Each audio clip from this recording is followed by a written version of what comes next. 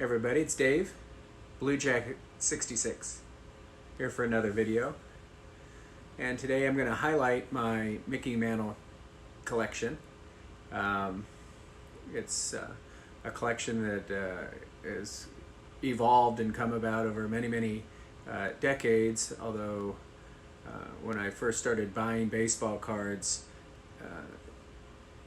I don't believe Mickey Mantle was available. I think my first cards that I remember buying were probably 1970. I may have bought some 1969 cards, but I don't think I was thinking Mickey Mantle. But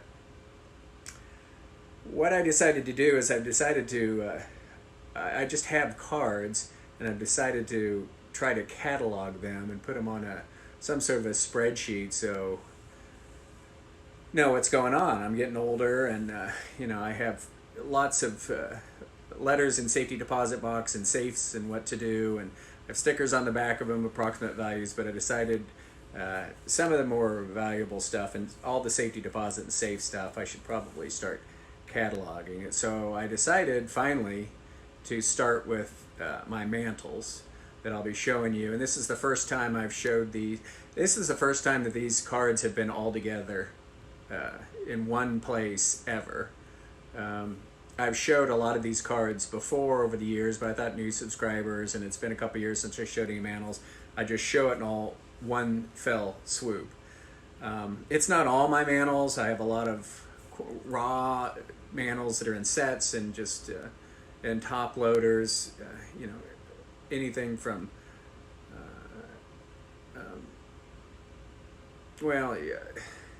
a lot of the, like the 59 sports thrills or Topps thrills. I mean, all those. I don't have those in graded condition.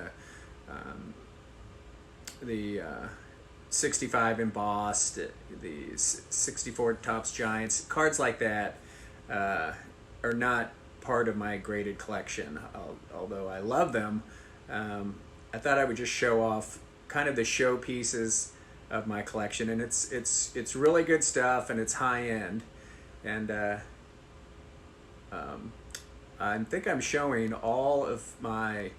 I'm not showing any duplicates, but I'm just going to show the core of my collection minus two cards. The two big cards are in the safety deposit box in Kansas City, but I went to one of my safety deposit boxes here in town here, one of the two, and got all the mantles out that I wanted to show in this. And I actually bought this case. It's a really nice case. New York Yanks Fan 7 has one. I think it's by Pastime Sports or something like that. It holds 30 cards, and it really holds them nice. I can't remember how much it was, to be honest with you. It was over $100, but the only reason I bought this was to bring these cards home. Not to walk around shows and stuff. I bought this case to get them out of the safety deposit box, put them in my car, and bring them into my house. That's the only reason I bought this. And I don't want to show their logo, so I glued on here a nice Remar bred Casey Stengel. John Mangino probably shit his pants that I did with that card, but I think it looks pretty sweet on there. So I have a lot of the cards in there, and then kind of a stack of cards I'm going to show. Well, first of all, is Mickey Mantle my PC guy? And not really. He's a good part of my collection. I would guess that post-war, the big ones I have the most of in showcase collections are Mantle, Mays, Robinson. But when I was in this box, I discovered, hell, I have a hell of a Roberto Clemente collection, at least in those two boxes.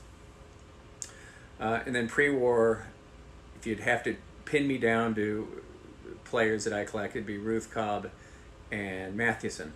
Although I collect everything vintage for the most part, sticking primarily with Hall of Famers, however. I have some sets, but I'm not really a set builder anymore. So why Mickey Mantle? That's a good question. And I don't really know, other than I was born in 1962, and as far as I knew baseball, there was one man, and his name was Mickey Mantle. Uh, when I was playing in Little League and getting cards and talking baseball, it was Mickey Mantle. And that's the way it was from whenever he came up, in 51. I mean, it was not long before he was a stud, an all-star, and it was a very short time before he was an icon, and it was a shorter time before he was a god in baseball, and there he remains. I don't want to put down modern players at all, but that's who you compare it to. You compare your players to Mantles and Ruth and Clemente and Mays. That's, but they'll never be that. They've written hundreds of books on Mantle. I don't know how many books you think they're going to write on Justin Herbert or Soto or Trout. I mean, that he is a legend. He is a legend. And I remember when I was playing Little League, I started in 1970. I think that's the earliest you could start was age 8. And I was on this team, and my second year team in 71, we were the Orioles, and we were undefeated. But I don't know why, things you never ask your dad that I had a chance. Why did I have such crappy baseball equipment in my basement in this plastic folder? All my baseballs looked literally like the ones out of Sandlot. They were just dirty and chewed up and terrible, and the baseball bats were just horrendous. Some of them had nails in them to keep them together. A couple of them were for Bat Day from the Royals who came to town in 69. But in that summer of 1970, we went down to, you got your bats at hardware stores is where you went. So we went to a hardware store, and there it was, a Mickey Mantle model bat. And it was like none of the other bats I've ever had. And I was a little guy, but this one, the handle was thinner. It wasn't just this chunky 1970s bat. It felt like a real bat, and it had a little length to it, but maybe it was a little heavy for me, but I didn't even care. And it said Mickey Mantle on there in his autograph, and it was fantastic. Unfortunately, it broke my heart that I don't think I used it more than a couple games, and one of my teammates asked to use it and immediately broke it. But I don't know. Mantle, he was one of these early show signers. When I would go to these shows, it would be Mantle, and I don't care who else was there. Ted Williams and Joe DiMaggio and Feller and them all. Second-class citizens to Mickey Mantle. He was the star, he was the stud, and that's where he remains. And you can say, well, I don't collect people I've never seen play. Well, I never saw Babe Ruth play. My grandfather probably never saw Babe Ruth play, or Ty Cobb, or Lou Gehrig, or Jackie Robinson, or Willie Mays. But he's one person that I want to collect. I love him as a player. His life story is fascinating. And like it or not, he is the face of the baseball card collecting hobby. Mickey Mantle is. So I'm very proud of my collection. Essentially, I'll be showing you pretty much all the high-end graded cards. And as far as the Topps and Bowman run, 51 through 69, what we want to look at is I had the foresight at some point to get centered cards. People just really started looking at centering, obsessively, really in the last few years. But I was lucky enough to, at some point, have the foresight to get centered cards. So when I cataloged these, I looked at what current prices were. Now some of these cards are pretty scarce, and so the last sales of them for like 5 or 6 years ago, so I'm not sure of the accuracy. The regular Topps and Bowman issues from 51 through 69 are readily found, and I think every single one of mine would sell at a significant premium because they're all very, very well centered. So we're going to look at those. We'll look at the bazookas again. We'll look at some very high-end, very scarce, and the pride of really my collection is my food and beverage Mickey Mantle cards. So the wieners and the meat cards. But we'll also have some post-cereal and some Jell-O cards and some of those All-Star and MVP cards as well. But this is going to be this will probably the last time I have these out together. So here they sit, and I can honestly say these cards have never all been at my house at once, and these cards have never been all together at once. So happy to show you. I hope you enjoy it. I'll talk a little bit about the cards. I don't want to make this an hour-and-a-half video. Sometimes driving videos, I really enjoy listening to kind of people talk, but this is more of a visual video, so I hope you enjoy these cards. So let's take a look.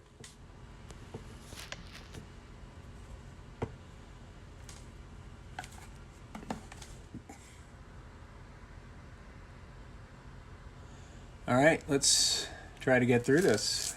We're going to start off with his base issue run, the 69, then we'll walk our way back to the 1951.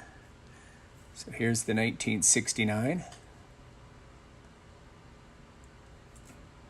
And again, the key to all of these is just the centering is perfect. The 60s will all be in PSA 8s.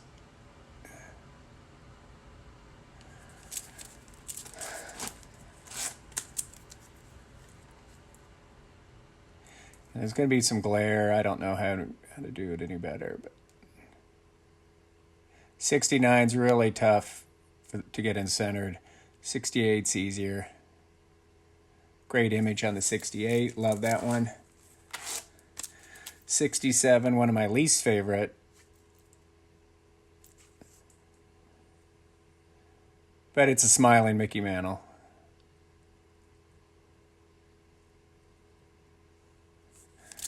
Beautiful card. 66, kind of blah, reminds me of the 64. Dead centered.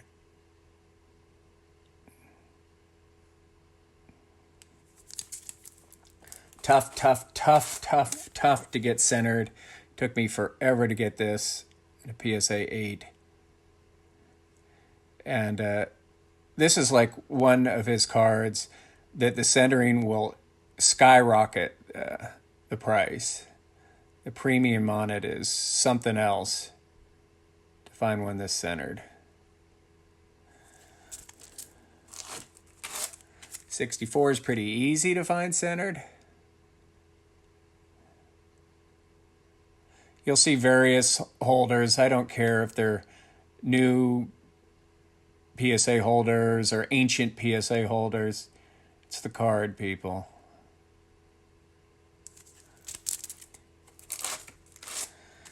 $63.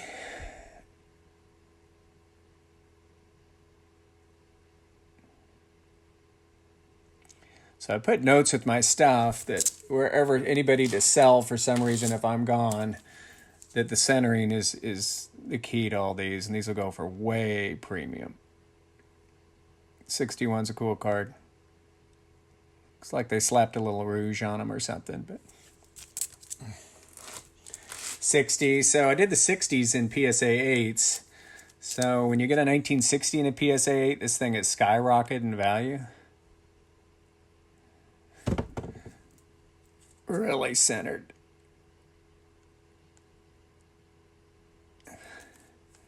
It's a beautiful card.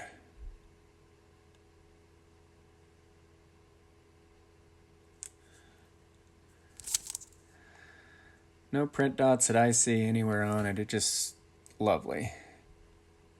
One of my favorites. Right there.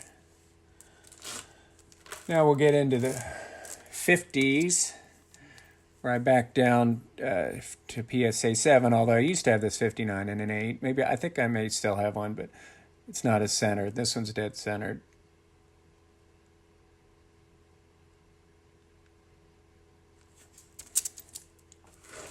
58. People are kind of surprised I like this. I love it, love it. Still that youthful look, still a little acne on them.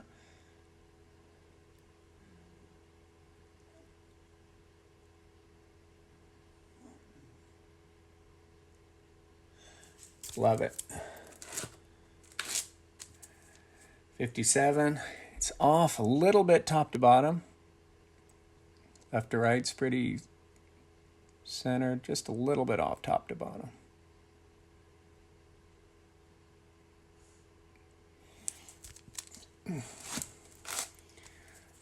Everybody's favorite, the 56. Bam.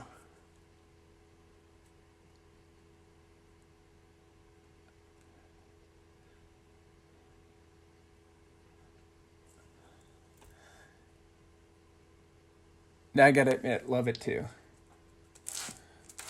Probably don't love it as much as I love this one though, the 54 Bowman.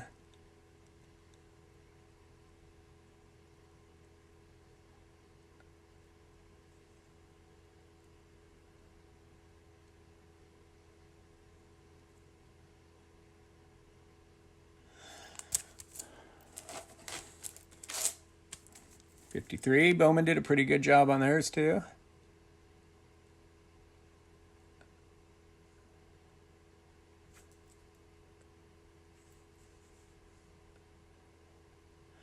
Sometimes you don't get quite a good a look, and you get more glare when you put these perfect slit, and I say slit because I can't get these things on without slitting them. Perfect slit baggies on them, but it could kind of cause some more glare. And this is one of my favorites, a 53 and a 6. This is an outstanding 6. I think it's undergraded, I'll be honest with you. Tiny bit on that corner. That's it. Otherwise, it's dead centered. You don't find these things centered, and it's dead centered.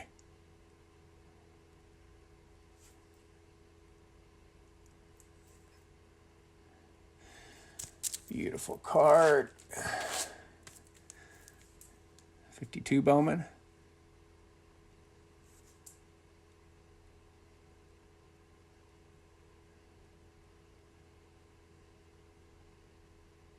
Love it. Love that one. 51 Bowman. Centering's not very good on this, but I'll be honest with you. No print lines, beautiful crisp surface image.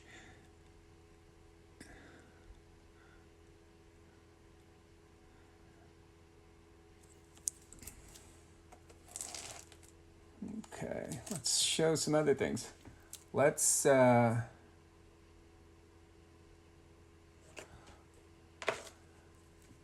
we'll show some of these. Here's a 66, PSA 9, tops rub-offs.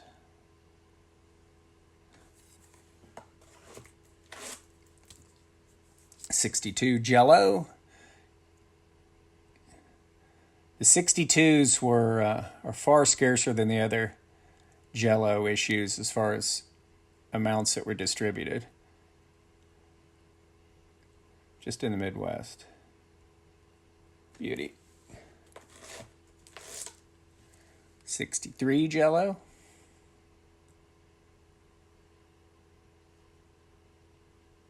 And a 6. Sorry about all that glare, but that's just the way it goes. Here's a post, PSA 7, that's pretty nice. 62 post.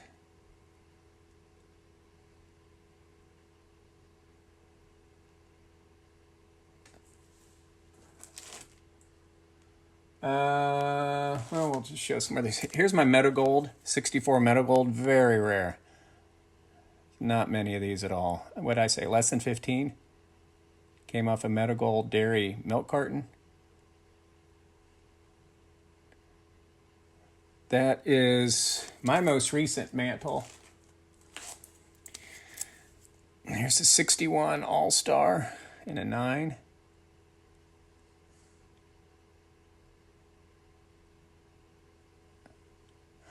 It's got some value. I paid hardly anything for that.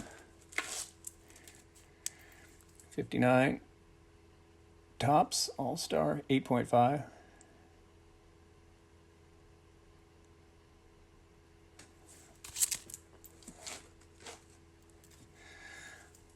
'61 MVP.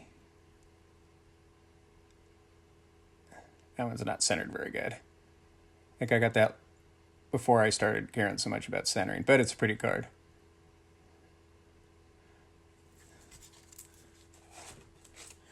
Here's a 60 All-Star and a PSA 9. That's a stud card right there, and a 9. Wow.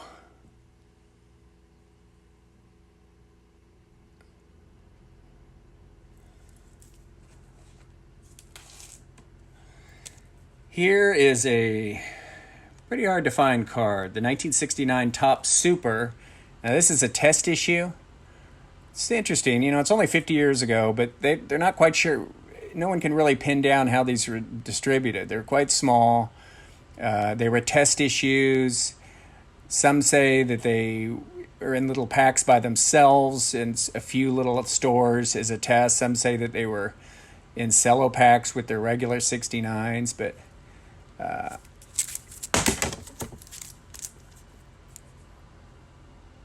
here's the back.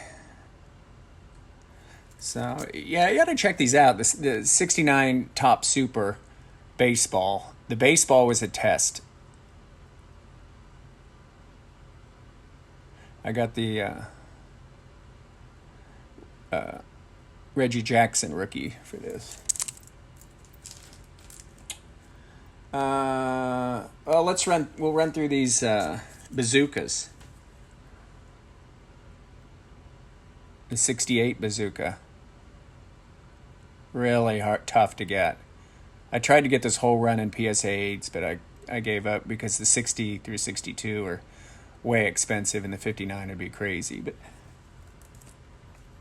the 66, 67.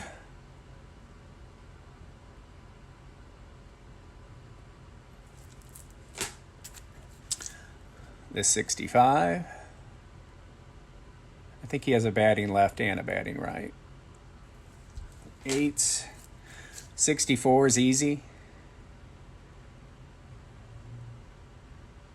Easy and not expensive, relatively. 62. And an authentic. Just authentic, just because that right border, they cut off the dots, the perforation dots. 61 and 8.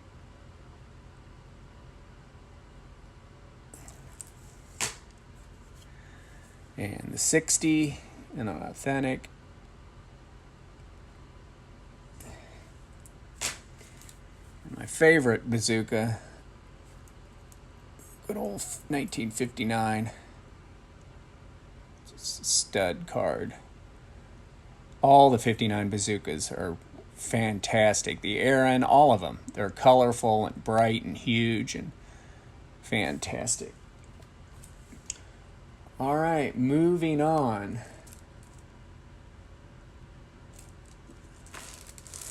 We'll do these little guys. I said I wasn't going to show any duplicates, but since it's one of my favorite issue, I will. 54 Red Heart. And a 6. My dad gave me that. The first PSA card I ever graded. And at some point I got it reholdered. 54 Red Heart and an 8.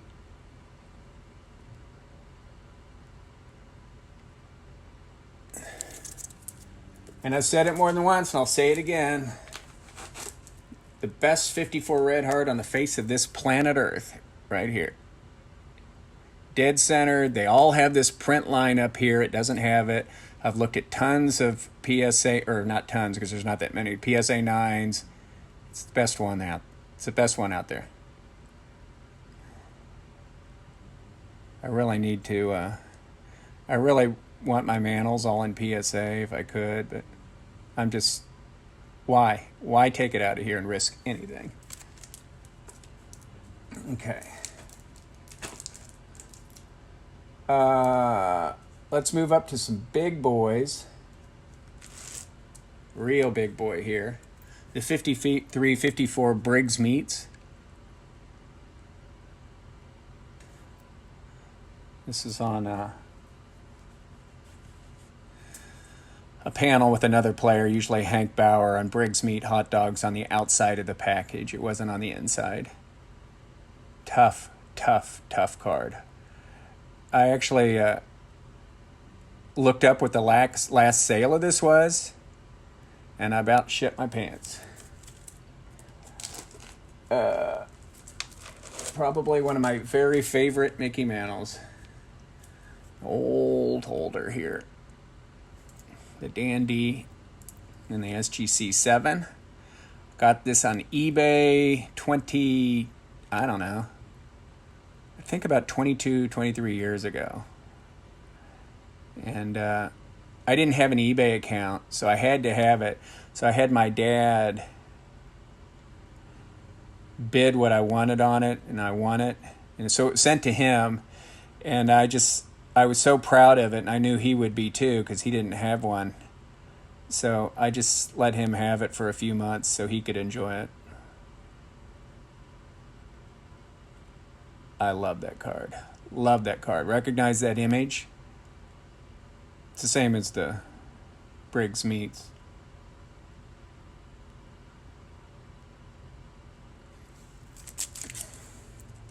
And it's the same image as this. We're going to wrap things up here pretty soon. You won't see these three cards together. Not many people have all three. 1953 Stallmeyer. These again were in hot dogs. These were in hot dogs, so they're wax coated. They were stiffeners. They were also served at the stadium. Just the New York teams are featured on these Stallmeyers. They're all essentially authentic or poor because they have hot dog stains on them or printing on them. They're just absolutely fantastico. Big cards.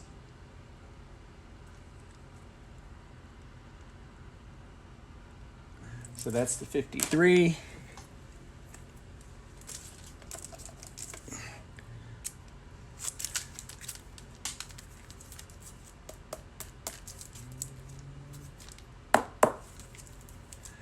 Here is the 54.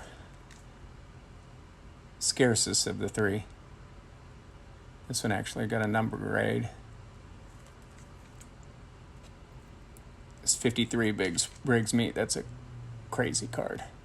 It's tough for me to value these because I wanted to write down, hey, what are the comps on them? Because I'm trying to keep, that's the whole purpose of dragging these out. But these Stallmeyers, I can't find any sales for like the 53 and the 54 for like 5 or 6 years ago. And none of them are in this grade. They're all one or... So I don't know. And the 55. Looks just like the 54. I can't remember what the difference is. I used to know. I could figure it out. Those are just stud cards. And again, they're all the New York teams. I'd like to get a Mays sometime. We'll show one last Mantle card. Love it. The 1959 Home Run Derby. These have shot up in value too. Just like all vintage. And the thing about vintage, don't usually talk prices, but the Hall of Fame, the Superstar Vintage, it's not going anywhere but up. In my opinion, but that means nothing. So there it is. That's the core of my Mickey Mantle collection.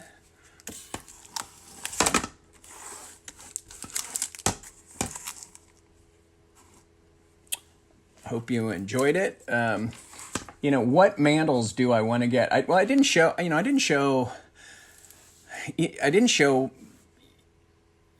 my Foes one and my Manager's Dream, and there's a lot of my I didn't show that I do have PSA grade. I just want to kind of show the core. And if you'd ask me what mantles do I want, I want the mascot dog food. It's probably unobtainable since there's only 2 of them, and now we know they're real. The prices will be astronomical.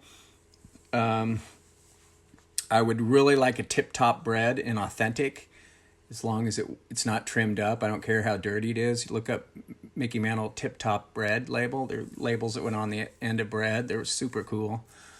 And there's a few others, but there's tons of different Mickey Mantles out there. So it doesn't mean it has to be expensive to collect them.